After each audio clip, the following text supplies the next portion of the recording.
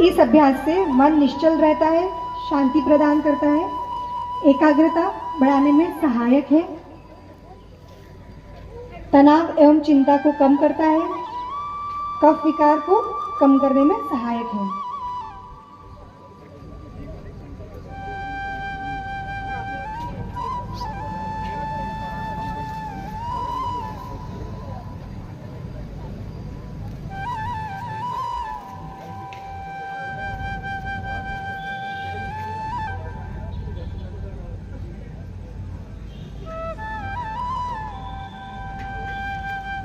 अभ्यास रोक देंगे, हाथ को नीचे रखेंगे, सामान्य श्वास प्रश्वास करेंगे। अगला अभ्यास हम शीतली प्राणायाम का करेंगे। उसके लिए जबान को बाहर निकाल करके नलीनुमा आकृति बनाएंगे, उससे सांस लेंगे। श्वास लेने के बाद जुबान को अंदर कर रखेंगे, होठों को बंद रखेंगे, श्वास को अंदर जितनी देर रोक सकते हैं रोकेंगे और नासिकाग्र से श्वास को बाहर छोड़ेंगे। यह हमारा एक चक्र है। इस तरह से हम 4 बार और दोहराएंगे।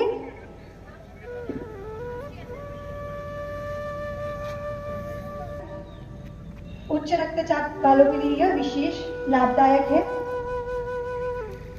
जिन्हें अपच की समस्या रहती है वह इसका नियमित अभ्यास कर सकते हैं। यह अभ्यास त्वचा एवं नेत्र रोगों के लिए भी लाभदायक है।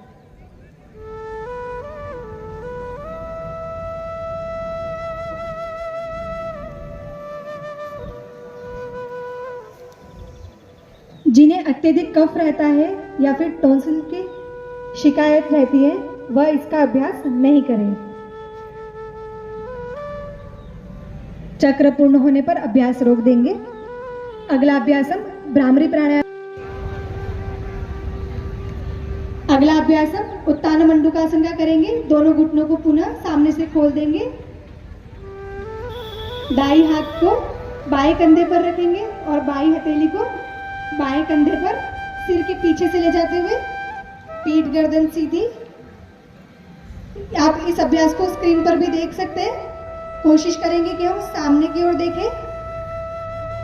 धीरे से एक एक करके हाथों को नीचे रखेंगे। दूसरे हाथ के साथ अभ्यास करेंगे। बाएं हाथ के साथ शुरू करेंगे। बाएं हथेली को दाएं कंधे पर रखेंगे, दाएं हथेली को बाएं कंधे पर।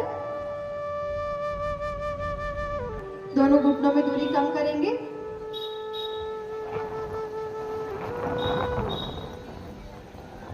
अगला अभ्यास वक्रासन या मरीचासन का करेंगे। उसके लिए हम पैरों को एक एक करके खोलेंगे और दंडासन की स्थिति में आ जाएंगे।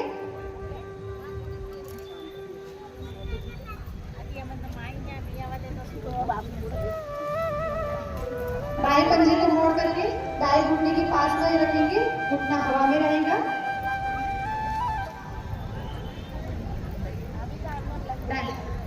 दाई हथेली को पीछे की ओर रखेंगे।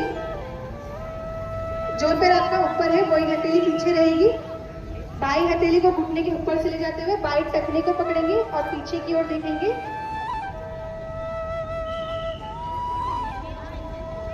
जिन्हें अत्यधिक पीठ दर्द रहता है वह इसका अभ्यास नहीं करेंगे।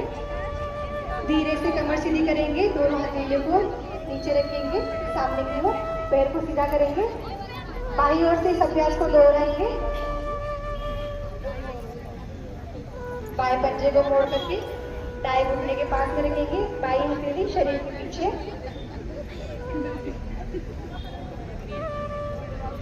यह अभ्यास मेरुदंड में लचीलापन बढ़ाता है, पेनक्रियास की कार्य क्षमता को बढ़ाता है, अतः ये मधुमेह डायबिटीज में लाभदायक है। की एड़ियों को पकड़ने की कोशिश करेंगे। अगर आप एड़ियों को नहीं पकड़ पा रहे हैं, छाती को आपको ठुड्डी के पास में ले जाना है। धीरे से श्वास छोड़ते हुए नितंब एवं छाती के भाग को नीचे रखेंगे। एक बार पुनः इस आसन को छाती के भाग को ऊपर उठाएंगे। यह अभ्यास अवसाद एवं चिंता से मुक्त करता है, कमर की निचले हिस्से की मांसपेशियों को मजबूत बनाता है, उदर अंगों में कसावट लाता है, पाचन क्षमता को मजबूत बढ़ाता है। अगला अभ्यास हम उत्तान पादासन का करेंगे। उसके लिए दोनों पैर साथ में, हाथ शरीर के पास में, हथेलियां जमीन की ओर मुड़ी हुई। श्वास बढ़े। आप चाहें तो अपने हाथों का सहारा ले सकते हैं दोनों पैरों को ऊपर उठाने के लिए। धीरे से दोनों पैरों को नीचे रखेंगे।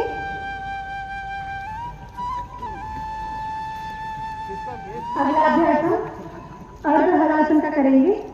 एक बार पुनः दोनों पैर साथ में, हाथ शरीर के पास में, श्वास भरते हुए दोनों पैरों को 90 डिग्री तक ऊपर उठाएंगे। कोशिश करेंगे कि घुटने सीधे रहें, सिर जमीन पर रहे, नितंब भाग जमीन पर। जिन्हें भी कमर दर्द बहुत अधिक रहता है वह इसका अभ्यास नहीं करेंगे। जो हर्निया से ग्रसित है, उदर संबंधित किसी बीमारी से ग्रसित है, वह इसका अभ्यास नहीं करेंगे। धीरे से दोनों पैरों को नीचे रखेंगे। शवासन में विश्राम करेंगे। धीरे से सिर को नीचे रखेंगे, हाथ और पैर को लंबा करेंगे। शवासन में विश्राम। यह अभ्यास कब्जियत, वात से राहत देता है, पीठ की मांसपेशियों एवं मेरुदंड को सुगठित बनाता है।